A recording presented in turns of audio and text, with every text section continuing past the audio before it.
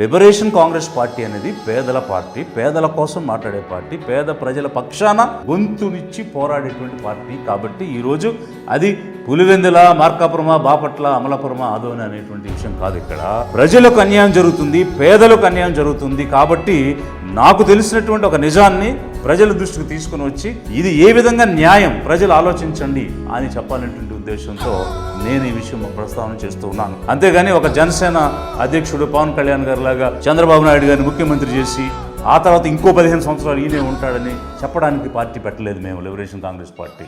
మేము పేదల నాయకత్వంలో అధికారంలోకి రావడానికి ఈ పార్టీని స్థాపించి ముందుకు రావడం జరిగింది.